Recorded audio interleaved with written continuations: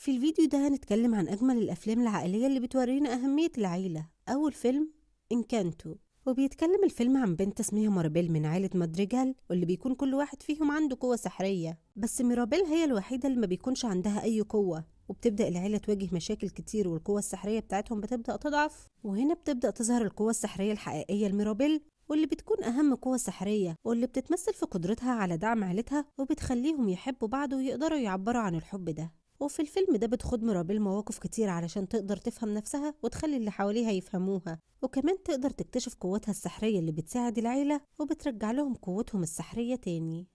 تاني فيلم بريف، واللي بيتكلم عن أميرة شجاعة اسمها ميريدا، واللي بتكون عايزة تعيش حياتها بحرية وبالطريقة اللي هي عايزاها، بس مامتها بتكون عايزاها تتصرف زي الأميرات وبتفرض عليها أسلوب معين، فبتحاول تغير وجهة نظر مامتها، فبتاخد قرار متهور جدا وبتروح لساحرة تعمل لها تعويذة فبتحول مامتها لدب. ووقتها بتنصدم ميريدا وبتحاول تحل المشكلة دي، وبتبدأ رحلتها مع مامتها علشان يكسروا التعويذة، وبتقابلهم مشاكل ومواقف كتير جدا، وده بيخلي علاقتهم تبقى أقوى وبيكون بينهم حب وتفاهم أكتر. وفي الفيلم ده هنعرف إن الحب والتفاهم هو أساس العيلة، وإنك ما ينفعش تاخد قرارات متهورة على حساب الغير علشان ترضي نفسك.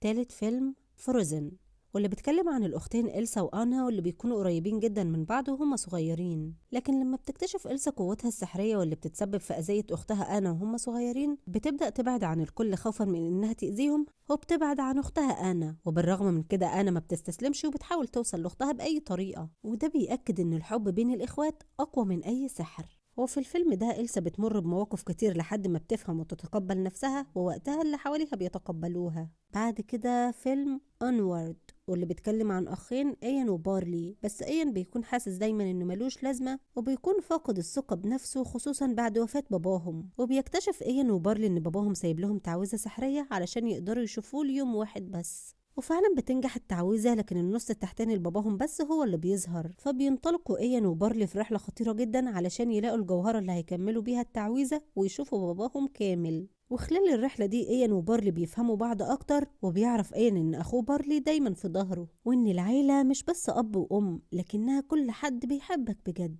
اللي بعد كده فيلم كوكو، الفيلم بيتكلم عن ولد اسمه ميجال، وهو مكسيكي وبيحب الموسيقى، لكن عيلته بتمنعه منها بسبب حادثة حصلت لهم في الماضي. وفي يوم الموتى بيلاقي نفسه في عالم الأرواح، وهنا بيبدأ يكتشف سر عيلته الحقيقي. وفي الرحلة دي بيقابل واحد اسمه هيكتور، واللي بيعرفه إن العيلة أهم من أي حاجة، وإن حب العيلة لينا وذكرياتنا معاهم هي اللي بتخلينا دايما عايشين في قلوبهم. الفيلم ده مليان مشاعر كتير جدا وموسيقى مؤثرة، وبيأكد على أهمية العيلة وعدم نسيان الأجداد.